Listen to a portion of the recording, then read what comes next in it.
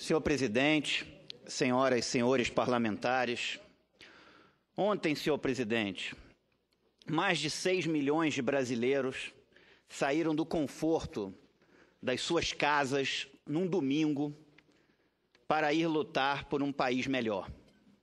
Eu estive na manifestação de ontem, assim como estive nas do ano passado, e acredito que a população nas ruas é o grande caminho para que a gente consiga transformar esse país. As pessoas foram não só pela indignação justa diante de tantos casos de corrupção, mas a população foi também pelos seus sonhos e por sonhar com um país diferente. País esse que governo atrás de governo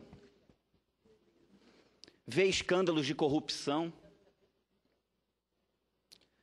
e vê a política sendo cada vez mais degradada. E isso é muito ruim.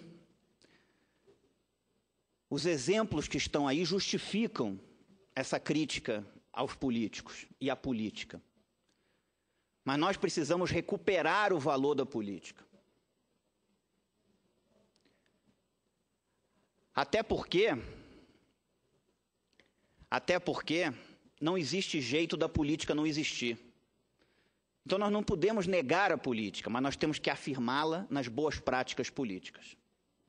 Protestar contra o que está errado, punir quem agir errado, seja ele quem for e que cargo ocupe.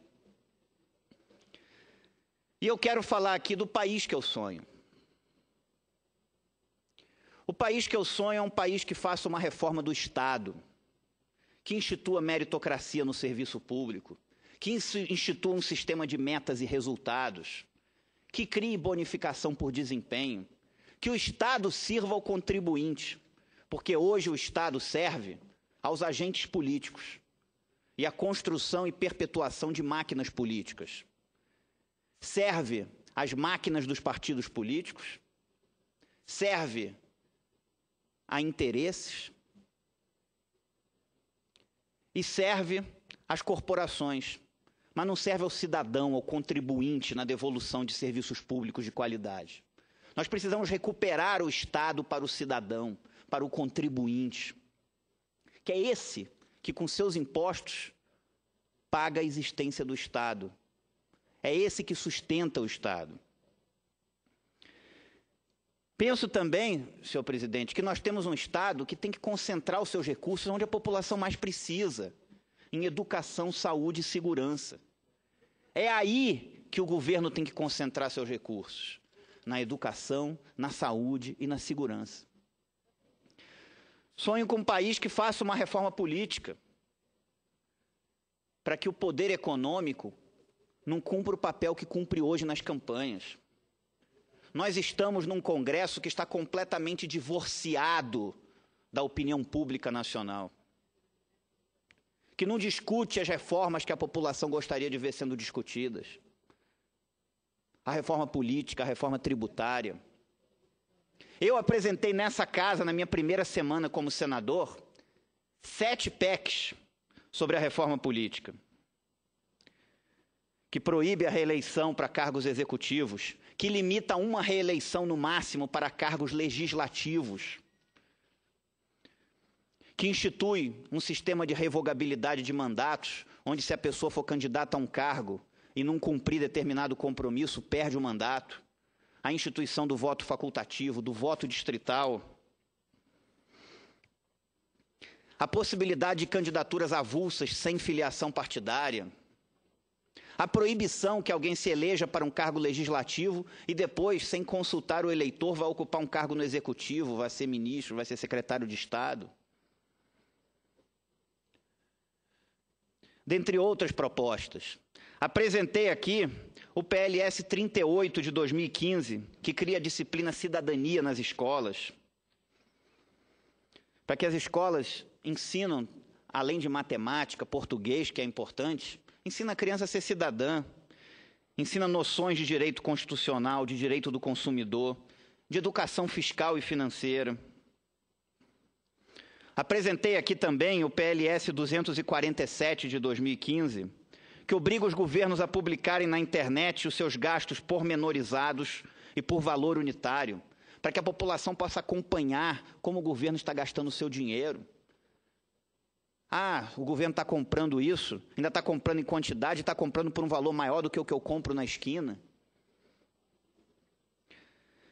Esse ano, apresentei a PEC 8 de 2016, que dá rito de medida provisória aos projetos de iniciativa popular. Está aí o projeto de iniciativa popular do Ministério Público, com 10 medidas contra a corrupção. Vai chegar no Congresso e pode ficar dormitando em gavetas. Apresentei para que, se não for votado em 45 dias, tranque a pauta. Não pode um projeto oriundo da Presidência da República ter mais importância no processo legislativo do que um projeto que tem assinatura de 1,5 milhão de brasileiros. Apresentei também o PLS 74 de 2016, que torna a lavagem de dinheiro crime inafiançável. Eu sonho com uma reforma política e sonho também com a redução da carga tributária nesse país. O conceito de que é preciso aumentar impostos para pagar os gastos públicos não é por aí. O governo tem que ter mais critério na hora de gastar cada centavo do dinheiro do contribuinte. Tem que reduzir os seus gastos, reduzir o tamanho da sua máquina. Não pode a França ter 4.800 cargos comissionados, os Estados Unidos inteiro 8.000 cargos comissionados e o Brasil ter 23.941 cargos comissionados. Fora os terceirizados. Não dá. O governo deveria fazer o oposto, era reduzir a carga tributária para incentivar o desenvolvimento econômico do país, incentivar a geração de emprego, incentivar a geração de renda. Nós temos uma carga tributária no Brasil de 36% do PIB. A maior dentre os países do mundo emergente, a maior dos BRICS, maior que a da Rússia, da Índia, da China, da África do Sul. Não é possível que esses países todos consigam dar conta das suas responsabilidades com uma carga tributária inferior à do Brasil, e o Brasil já tem uma carga tributária de 36% do PIB e ainda querem aumentar. Por isso é que eu sou contra a recriação da CPMF, e meu voto aqui será contrário. Assim como votei como deputado federal contra a recriação da CPMF, na época com o nome de CSS. Eu sonho também com um país onde as instituições funcionem, o Ministério Público, a Polícia Federal, e tenham seu papel defendido pelo Congresso Nacional. Assim como eu defendi aqui, nessa tribuna. Porque se tem alguma coisa nesse país que está funcionando nos últimos tempos, com tantas notícias desalentadoras, é o Ministério Público e a Polícia Federal. Então eu sonho com uma reforma política, sonho com a redução da carga tributária, sonho com uma reforma do Estado. E sonho com instituições que funcionem. E aí, eu tenho que falar do Congresso Nacional, que hoje não está com ouvidos atentos ao que a opinião pública está dizendo nas ruas. A discussão aqui parece que é um outro mundo, que não é o mundo real das pessoas. Até na hora de fazer as emendas ao orçamento, que muitos colocam às vezes em coisas, democraticamente, porque é democrático, mas colocam em coisas às vezes não tão importantes para a população. As minhas estão lá para compra de remédios para os hospitais públicos, para compra de equipamentos para os hospitais públicos do Distrito Federal, para construção de escolas de tempo integral, para aquisição de viaturas para a Polícia do Distrito Federal e aquisição de viaturas de resgate e salvamento para o Corpo de Bombeiros do Distrito Federal, onde a população precisa. E hoje, as emendas têm caráter impositivo, portanto, o governo é obrigado a executar. E isso é uma coisa que um parlamentar pode e deve fazer. alocar recursos porque é mais prioritário para a população. Eu espero que o Brasil de daqui a 10 anos seja um Brasil muito melhor do que o que a gente vive hoje. Mas isso passa também pelos agentes públicos terem mais responsabilidade nos seus atos. Corrupção existe em todos os países do mundo. O que não pode ter é impunidade. É uma pessoa cometer um ato ilícito e não ter uma punibilidade sobre ela no ponto futuro. Todos têm que ter direito de defesa. Mas no final, que os inocentados sejam realmente que os inocentes sejam realmente inocentados e que aqueles que tiverem responsabilidade têm que ser efetivamente punidos. E esse país é um país onde se faz recursos o tempo todo e demora muito para que as pessoas paguem pelos seus atos. E a justiça que tarda não é justiça. Não quero ver nenhum inocente na cadeia, porque não tem nada pior do que uma injustiça. E quero que o processo legal de defesa seja respeitado. Mas todos aqueles que tiverem responsabilidade em desvio de dinheiro público têm que ser punidos sim. Esse escândalo que o país está vendo é um escândalo onde um único e simples gerente da Petrobras devolveu aos cofres públicos 182 milhões de reais. Isso não é uma brincadeira, isso é o dinheiro do contribuinte.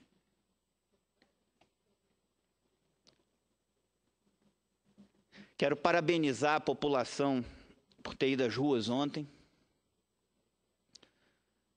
por lutar e por se levantar contra atos de corrupção, mas dizer também que nós temos que construir também o futuro, discutir ideias para o futuro. Também não sair às ruas apenas contra algo, mas também a favor de algo, a favor do país, a favor de uma reforma tributária, que simplifique o nosso modelo, que reduza a carga tributária, a favor de uma reforma política, que torne o sistema político menos injusto, a favor de uma reforma do Estado, que devolva o Estado para o contribuinte e para prestar serviços públicos a esse, porque essa é a razão do Estado existir. Nós não podemos apenas protestar contra, nós temos que protestar também a favor de reformas, a favor de mudanças e a favor de um país mais justo. Mas, sem dúvida nenhuma, ontem nós termos 6 milhões de pessoas nas ruas, num domingo, para lutar por um país melhor, isso é algo positivo e algo que deveria servir de alerta para o governo e também para o próprio Congresso Nacional, que precisa se olhar no espelho, ver a sua responsabilidade e cumpri-la para a população brasileira, para o contribuinte brasileiro. Muito obrigado.